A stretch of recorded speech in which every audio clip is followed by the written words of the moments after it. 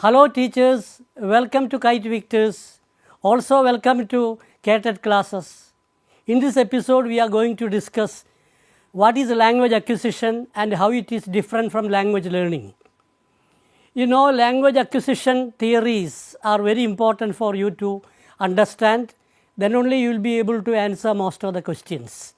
Language acquisition is a subconscious process where language learning, language ability develops naturally. For example, how did we acquire our mother tongue?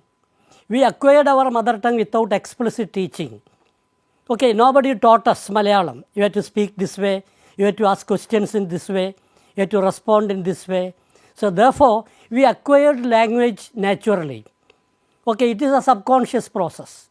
Mother did not teach us, our parents, father did not teach us, but somehow we acquired language. And as we already discussed, Chomsky said that every human being, every baby born has an innate wired system. That innate wired system, genetically wired system, Chomsky called it language acquisition device. Later, Chomsky introduced the term universal grammar. So every child has got an ability to acquire any number of languages, provided that the language input the child gets is very important. So therefore, we divide language acquisition into two, language acquisition and language learning. What is the difference? I already told you language acquisition is a subconscious process where language ability develops naturally. But what about language learning? It is a conscious process. We need the help of a teacher, probably we need a school. So it is, there is an instruction is needed. For language acquisition, no instruction needed, it's a subconscious process. That's the difference. Okay, so let us go through some examples. The first question is, dash is a subconscious process where language ability develops naturally through meaningful interaction in the target language, often without explicit awareness of grammatical rules. So this is the definition of language acquisition. So what are the options?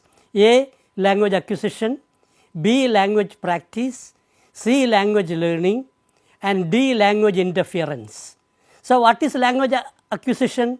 That is a non-conscious process of learning language naturally through meaningful interaction without any explicit awareness of grammatical rules. So option A, language acquisition is the correct answer. So what is the second option? Language practice. Language practice happens only in a behaviorist classroom. The children repeat and they drill the sentences and they practice. Actually, human beings don't drill and practice because it is an acquired system. Okay, C, language learning. Language learning is a conscious process. And D is language interference. Language interference means when we learn English, sometimes we use some words from Malayalam. That is called language interference. So therefore, for the first question, dash is a subconscious process where language ability develops naturally through meaningful interaction in the target language, often without explicit awareness of grammatical rules. The correct answer is option A, language acquisition. Okay, let's go to the next question. Dash is a conscious process of studying language through explicit instruction of rules, patterns and structures, typically in formal educational setting. So what happens in a formal educational setting? In a formal educational setting like school or like a tuition center, we are not acquiring language, we are learning language. So for this question, option A, language acquisition, no. Option B, language practice, no. Option C, language learning. So language learning is the correct answer. Okay, that is the correct option. Now let us go to the third question. Language acquisition occurs only when, so what is the condition for language acquisition?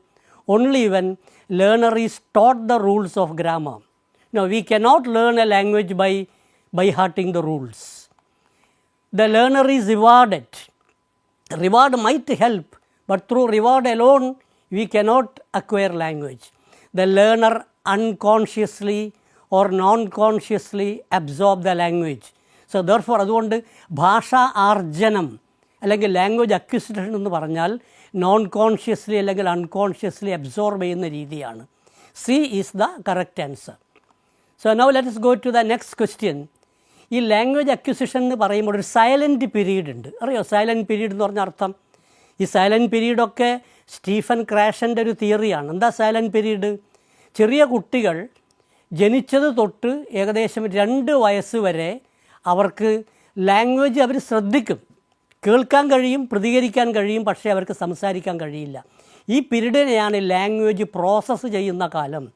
A new born child up to birth up to almost 2 years of age, the child will be able to listen and able to comprehend, but the child may not be able to speak. Okay, this period is called the processing language period. So what is silent period? Silent period in second language acquisition refers to a time when learners process language. A is the correct answer. Do written work during silent period from birth to 2 years. No writing is possible. No project. C, project work. No project work is possible. And D, use prayer time. That is not possible. Okay, now we go to Stephen Krashen. So Stephen Krashen is a very influential scientist, very influential linguist who put forward 4 important theories. Theory number 1, acquisition learning hypothesis. It was Stephen Krashen who divided acquisition as in one category and learning in one category. As already mentioned, language acquisition is the process of non-consciously or unconsciously learning language, acquiring language. It is language acquisition. What about learning hypothesis? Learning hypothesis means it takes place in an institutional setting. It's a conscious process. The necessity or the presence of a teacher is required or an instruction is required. Second important theory is monitor hypothesis. What is acquisition learning hypothesis? The hypothesis states that language develops in 2 different ways. One way is acquisition, where we acquire language naturally. Second one is language learning, while learning happens through conscious study of grammar rules. Okay, there are 4 theories mentioned here. One is acquisition learning hypothesis. This is the central theory. This is the most important theory of Stephen Krashen. Second one is monitor hypothesis. What is monitor hypothesis? Monitor hypothesis explains that the knowledge gained through learning, for example, grammar rules. ചിലപ്പോൾ നമ്മൾ ധാരാളം grammar rules നമ്മളെ പഠിപ്പിക്കും. ആ grammar rules പഠിച്ചത് കൊണ്ട് നമുക്ക് language ഭാഷാ സമാർജനം ഉണ്ടാവില്ല, ഭാഷാർജനം ഉണ്ടാവില്ല. പക്ഷേയോ നമ്മൾ ചിലപ്പോൾ തെറ്റ് വരുത്തുമ്പോൾ ആ തെറ്റ് ശരിയാക്കാനുള്ള, തെറ്റ് കറക്റ്റ് ചെയ്യാനുള്ള ഒരു മോണിറ്ററായിട്ട്, ഒരു ചെക്കിങ്ങിനായിട്ട് ഇത് വേണ്ടി സഹായിക്കും. ഇത്രയേ ഉള്ളൂ മോണിറ്റർ ഹൈപ്പോത്തിസിസ് എന്ന് പറഞ്ഞാൽ. ഭാഷാ പഠനത്തിൻ്റെ ഭാഗമായി നമ്മൾ ധാരാളം റൂൾസ് പഠിച്ചാൽ, ക്രാഷൻ്റെ മോണിറ്റർ ഹൈപ്പോത്തിസിസ് ഞാൻ കൃത്യമായിട്ട് പറയാം. മോണിറ്റർ ഹൈപ്പോത്തിസിസ് എന്താ? നമ്മൾ ഭാഷ പഠിച്ചു കഴിഞ്ഞാൽ, ഭാഷയുടെ റൂൾസ് പഠിച്ചു കഴിഞ്ഞാൽ, ആ റൂൾസ് കൊണ്ട് നമുക്ക് ഭാഷാ അക്വിസിഷൻ നടക്കില്ല, ലാംഗ്വേജ് അക്വിസിഷൻ നടക്കില്ല. പിന്നെ എന്ത് നടക്കും? നമ്മൾ തെറ്റ് വരുത്തുമ്പോൾ അത് തിരുത്താനുള്ള ഒരു സഹായമായിട്ട്, ഒരു മോണിറ്ററായിട്ടത് പറ്റും. So monitor hypothesis States that the knowledge of grammar or the knowledge of vocabulary or knowledge of anything that we learned through that we learned, it will act as a monitor that help us check and correct our language. Okay, and the next one is natural order hypothesis. Natural order hypothesis ആണ് മൂന്നാമത്തത്. ഇത് വളരെ സിമ്പിളാണ്. നമ്മൾ ഭാഷ പഠിക്കുമ്പോൾ ഭാഷാ നിയമങ്ങൾ നമ്മുടെ മനസ്സിൽ ഉറക്കുന്നത് ഒരു പ്രെഡിക്റ്റബിൾ നാച്ചുറൽ സീക്വൻസ് ഉണ്ട്. ഉദാഹരണമായിട്ട് 1ാം ക്ലാസ്സിലെ ഒരു കുട്ടി അല്ലെങ്കിൽ ഒരു 1ലെയോ 2ലെയോ ഒരു കുട്ടി ഒരു സെൻറ്റൻസിൻ്റെ സ്ട്രക്ചർ പഠിക്കുമ്പോൾ ആ സെൻറ്റൻസിൻ്റെ സ്ട്രക്ചർ എങ്ങനെയായിരിക്കും എന്നുള്ളതിന് ഒരു കൃത്യമായൊരു സീക്വൻസ് ഉണ്ട്. ഇതാണ് natural order. So natural order hypothesis proposes that or states that learners acquire grammatical structures in a predictable and natural sequence. And the last one is effective filter hypothesis. Effective filter hypothesis പറയുന്നത് ഒരു കുട്ടി നന്നായി പഠിക്കണമെങ്കിൽ എന്തായിരിക്കണം? Motivated ആയിരിക്കണം. അതുകൂടാതെ കുട്ടിക്ക് ഭയമുണ്ടാവാൻ പാടില്ല, പേടി ഉണ്ടാവാൻ പാടില്ല. When learners feel relax and motivated, the effective filter will be low. Effective filter വളരെ താഴെ ആയിരിക്കണം എന്ന് പറഞ്ഞാലോ, നല്ല മോട്ടിവേഷൻ വേണം, പിന്നെ എന്ത് വേണം? ആ കുട്ടിക്ക് റിലാക്സ്ഡ് ആയിരിക്കണം. അങ്ങനെയുള്ള അവസരത്തിൽ മാത്രമേ ലാംഗ്വേജ് അക്വിസിഷൻ നടക്കുള്ളൂ. അതുകൊണ്ട് ഫിൽട്ടർ വളരെ താഴ്ത്തി വളരെ ലോ ആയാൽ പഠിക്കും. അപ്പോൾ സ്റ്റീഫൻ ക്രാഷൻ്റെ ഈ 4 തിയറീസും വളരെ വളരെ പ്രധാനപ്പെട്ട തിയറീസാണ്. ഇതിലേറ്റവും പ്രധാനപ്പെട്ട തിയറിയാണ് അക്വിസിഷൻ ലേണിംഗ് ഹൈപ്പോത്തിസിസ്. ബാക്കി 3 ഹൈപ്പോത്തിസും പ്രധാനപ്പെട്ടതാണ്. മോണിറ്റർ എന്താ പറയുന്നത്?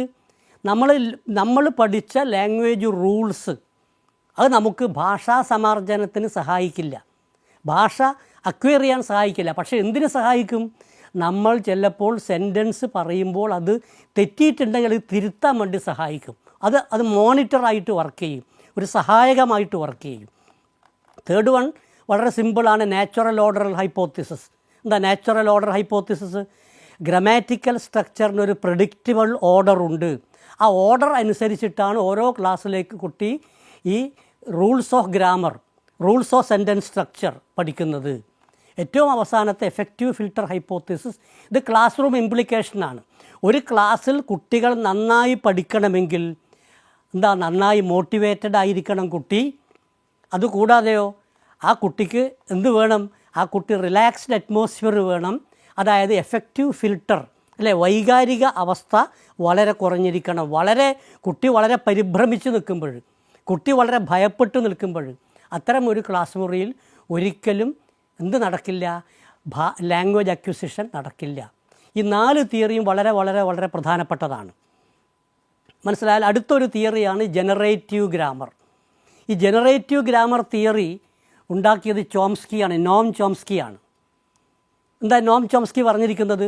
മനുഷ്യൻ്റെ ബ്രെയിനിൽ ലാംഗ്വേജ് റൂൾസ് ഫോം ചെയ്ത് കഴിഞ്ഞാൽ ഒരു 10-20 റൂൾസ് ഉണ്ടെങ്കിൽ ആ 10-20 റൂൾസ് കൊണ്ട് ആയിരക്കണക്കിന് ലക്ഷക്കണക്കിന് സെൻറ്റൻസ് ഉണ്ടാക്കാൻ കഴിയും.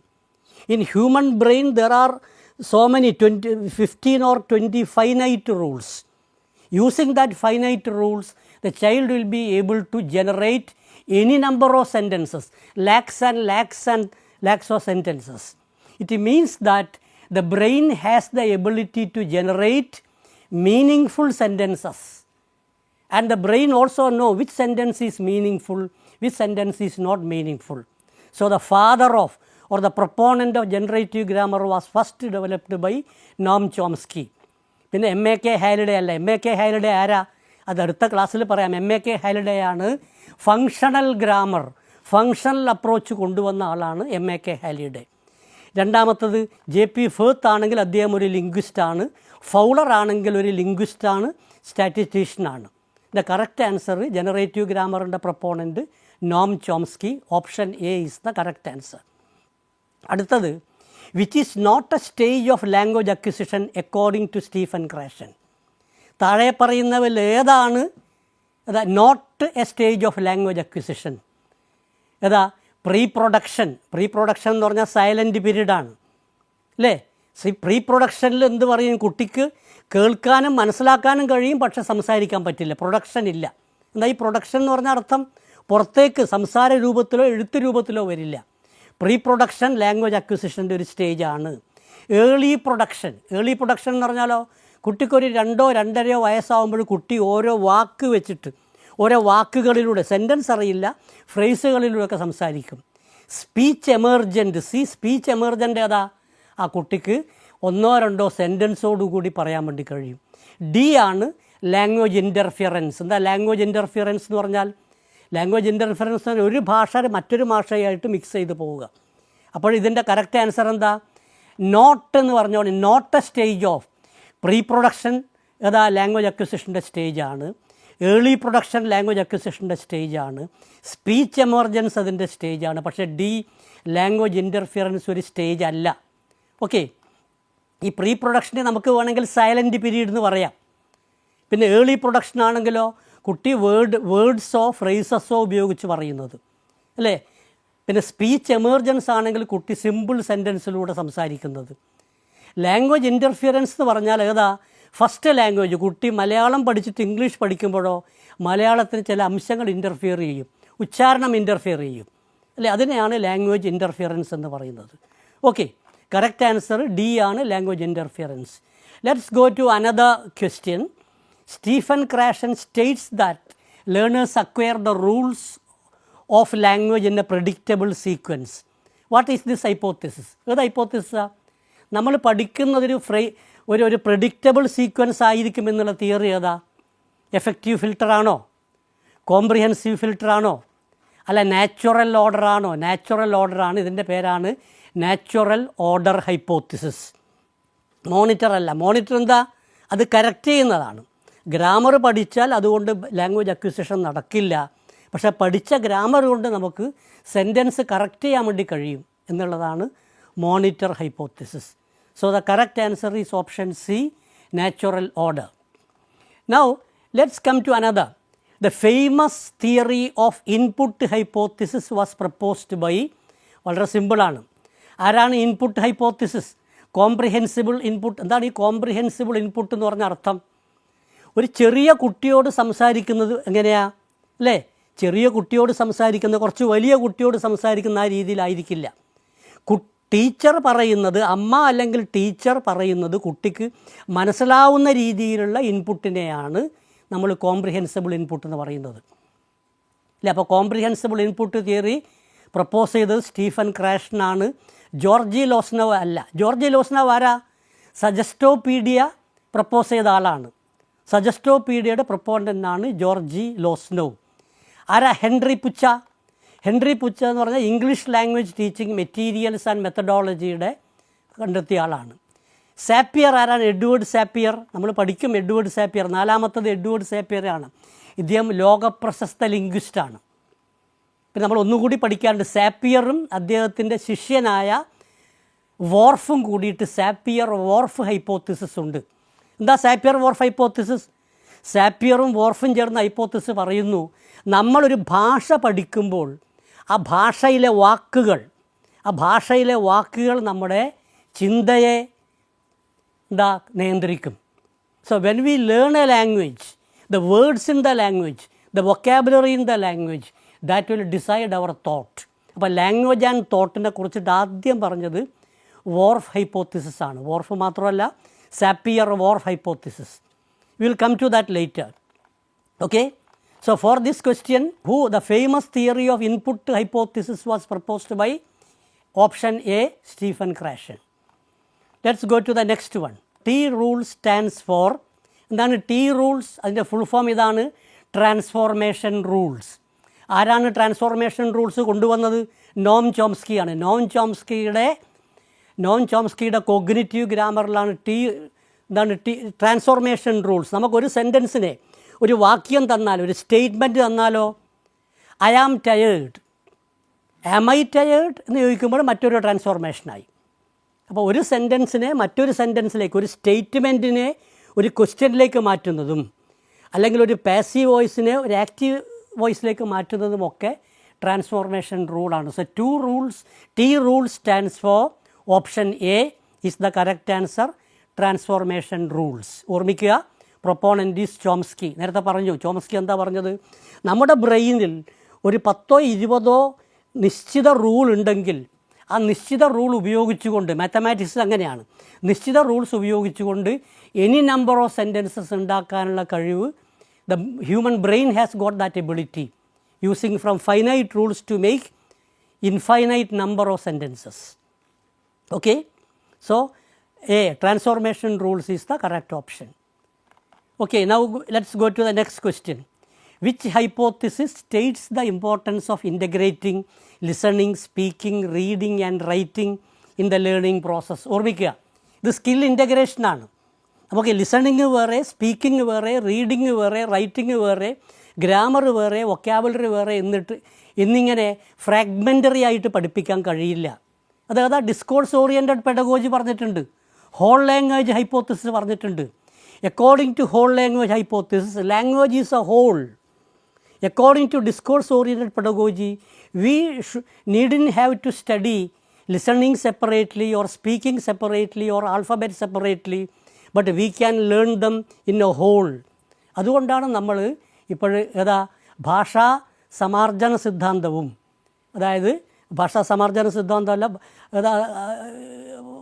It is known as whole language ഹൈപ്പോത്തിസിസും അല്ലേ, അതേപോലെ ഡിസ്കോഴ്സ് ഓറിയൻറ്റഡ് പെഡഗോജി നമ്മളെ അക്സെപ്റ്റ് ചെയ്തു. അപ്പോൾ ഇതിൻ്റെ 4 ഓപ്ഷൻ നോക്കാം. Which hypothesis states the importance of integrating 4 skills in the learning process? Comprehensible input no, monitor model no, inter language no, whole language option D is the correct answer. Whole language ആണ് പറയുന്നത് skill separate ആയിട്ട് പഠിപ്പിക്കരുത്, എല്ലാ സ്കില്ലുകളും 4 basic സ്കിൽസും integrate ചെയ്ത് പഠിപ്പിക്കേണ്ടതാണ്. Next, a teacher begins speaking in mother tongue, but after some time he or she shifts to English. It's an example of ഒരു teacher ഇങ്ങനെ പറയുന്നു, ഞാനൊരു കാട്ടിൽ കൂടി നടക്കുകയാണ്, എല്ലാം നിശബ്ദം, പെട്ടെന്നൊരു ശബ്ദം കേട്ടു. What is that? Oh, it's a cat. അപ്പോൾ ഞാൻ എന്താ ചെയ്തിരിക്കുന്നത്? ഞാനൊരു കാട്ടിൽ കൂടി നടക്കുകയാണ്, എല്ലാം നിശബ്ദം, പെട്ടെന്നൊരു ശബ്ദം കേട്ടു. What is that? Oh, it's a cat. മലയാളത്തിൽ മെല്ലെ പറഞ്ഞിട്ട് അതെന്താണ് എന്നുള്ള ഒരു അറിയാനുള്ള ആഗ്രഹം കുട്ടിയുടെ മനസ്സിൽ വരുമ്പോഴോ ആ സമയത്ത് നമ്മൾ പെട്ടെന്ന് ഇംഗ്ലീഷിലേക്ക് മാറും. ഇങ്ങനെ മാറുന്നതിനെയാണ് നമ്മൾ പറയുന്നത് കോഡ് സ്വിച്ചിങ് എന്ന് പറഞ്ഞാൽ മാതൃഭാഷ 2ാം ഭാഷ പഠിപ്പിക്കാനുള്ള ഒരു സ്ട്രാറ്റജിയാണ് code switching. We will begin with the native language and we will create an expectancy in the mind of the learner. At that particular point, in that particular point of expectancy, we use the language. What is that? Oh, it's a cat. Okay, 4 option കാണാം. Code mixing, code switching, decoding, encoding. എന്താണ് code mixing എന്ന് പറഞ്ഞാൽ? നമ്മൾ എല്ലാവരും ഇപ്പോൾ code mix ചെയ്യുന്നവരാണ്. എല്ലാവരും മലയാളം പറയുമ്പോൾ അതിൻ്റെ ഇടയിൽ ഇംഗ്ലീഷും കൂടി പറയും അല്ലേ? ഞാൻ ഇന്നലെ രാവിലെ പോയി ഒരു സാധനം പർച്ചേസ് ചെയ്തു, ഞാൻ ഇന്നലെ പോയിട്ടൊരു സാധനം വാങ്ങി എന്ന് പറഞ്ഞാൽ പർച്ചേസ് ചെയ്തു, അത് കോഡ് മിക്സിംഗ് ആണ്. കോഡ് സ്വിച്ചിങ് എന്ന് പറഞ്ഞാൽ ഞാനിപ്പോൾ നേരത്തെ പറഞ്ഞ ഉദാഹരണം കോഡ് സ്വിച്ചിങ് ആണ്. എന്താ, മലയാളത്തിൽ പറഞ്ഞിട്ട് കുട്ടിയുടെ മനസ്സിലൊരു എക്സ്പെക്റ്റൻസി ഉണ്ടാകുമ്പോൾ ആ സമയത്ത് ഇംഗ്ലീഷിലേക്ക് പോകുന്ന, അല്ലെങ്കിൽ ഒരു ഇമോഷണൽ വൈബ്രൻസി ഉണ്ടാക്കി ഇംഗ്ലീഷിലേക്ക് പോകുന്നതിനെയാണ് കോഡ് സ്വിച്ചിങ് എന്ന് പറയുന്നത്. അടുത്തത് ഡീകോഡിംഗ് ആണ്. ഡീകോഡിങ്ങും എൻകോഡിങ്ങും reading പ്രോസസ്സിലാണ്.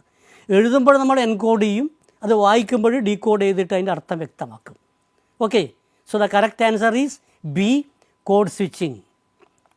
Next one, a child's incorrect utterances confirm that the child is in the process of dash language.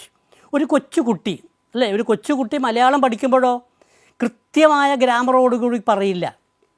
എനിക്ക് വേണം എന്നുള്ള കുട്ടി എനിക്ക് വേണം എന്ന് പറഞ്ഞാലോ, എനിക്ക് വേണം എന്ന് പറഞ്ഞാലോ കുട്ടി തെറ്റ് വരുന്നുണ്ട്. പക്ഷേ ആ തെറ്റ് വരുന്നതിൻ്റെ ഉദാഹരണം എന്താ? കുട്ടി ലാംഗ്വേജ് അക്വയർ ചെയ്യാൻ സാധിച്ചു. അതുകൊണ്ട് കുട്ടി ആദ്യം ഭാഷ പഠിക്കുമ്പോൾ കുട്ടി നൽകുന്ന ഇൻകറക്റ്റ് സെൻറ്റൻസസ്, ഇൻകറക്റ്റ് അക്വറൻസ് എന്ത് സൂചിപ്പിക്കുന്നു? കുട്ടി ഭാഷ പഠിക്കുന്നൊരു പ്രക്രിയയിലാണ്. സോ ദെർഫോർ ആ ബ്ലാങ്കിൽ എന്താ correct? A acquiring, B learning, C comprehending, D memorising.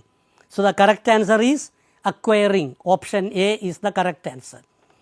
അടുത്തതാണ് സ്കീമ തിയറി. സ്കീമ തിയറി അത് ഏറ്റവും അധികം സ്കീമ തിയറി മുമ്പോട്ട് വെച്ചത് പിയാഷെയാണ് അല്ലേ, ജീൻ പിയാഷെയാണ് സ്കീമ തിയറി. എന്താ, നമ്മൾ ഏതെങ്കിലും ഒരു കാര്യം പഠിക്കുമ്പോൾ നമ്മുടെ മുന്നറിവ്, നമ്മുടെ ബാക്ക്ഗ്രൗണ്ട് നോളജിനെ അടിസ്ഥാനമാക്കിയിട്ടാണ് നമ്മളത് വായിച്ച് മനസ്സിലാക്കുന്നത്. Schema theory is a process where learners draw from their own background knowledge to understand reading. ഒരു പുസ്തകം വായിക്കുമ്പോൾ നമ്മളൊരു പുതിയ വാക്കോ ഒരു പുതിയ ആശയമോ കിട്ടുമ്പോഴോ ആ പുതിയ ആശയം മനസ്സിലാക്കാൻ നമ്മുടെ മുന്നറിവ്, ആ ബാക്ക്ഗ്രൗണ്ട് നോളജ് ഉപയോഗിച്ച് നമ്മളത് പഠിക്കുന്നു. So schema theory, there are 4 options given: A, background knowledge, B, imagination, C, perception, D, vocabulary. And the correct answer is A, background knowledge. Okay, next one is, which hypothesis in Krashen's theory states that consciously learning grammar acts as a monitor or editor that checks and correct language produced through acquisition? ഇതാണ് വളരെ സിമ്പിളാണ്, നേരത്തെ പറഞ്ഞു. ഏതാ? The monitor hypothesis. എന്താ monitor hypothesis പറയുന്നത്?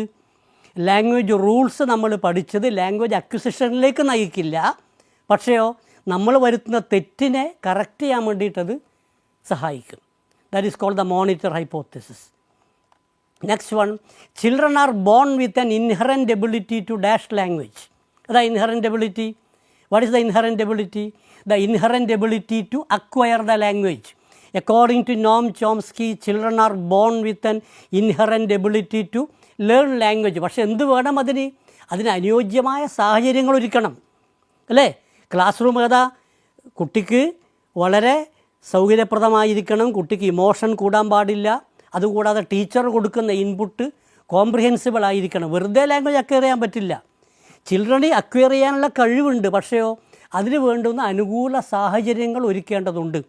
So we have to create an acquisition-rich environment.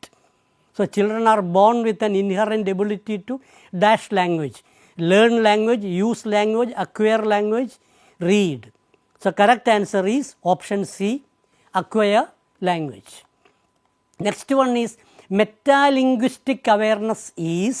എന്താ ഈ metalinguistic awareness എന്ന് പറഞ്ഞാൽ? Metalinguistic awareness means ability to think and talk about language.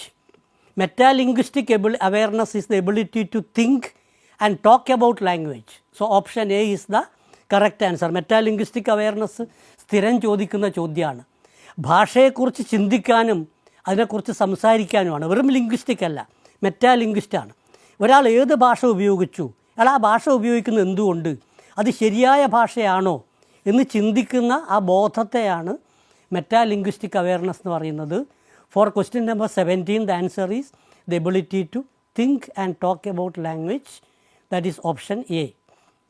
So we will stop at interlanguage hypothesis and the theories of language acquisition and language learning. You have understood and you will be able to answer those questions. Okay? Thank you very much. In the next episode, we will begin with the interlanguage hypothesis. Thank you.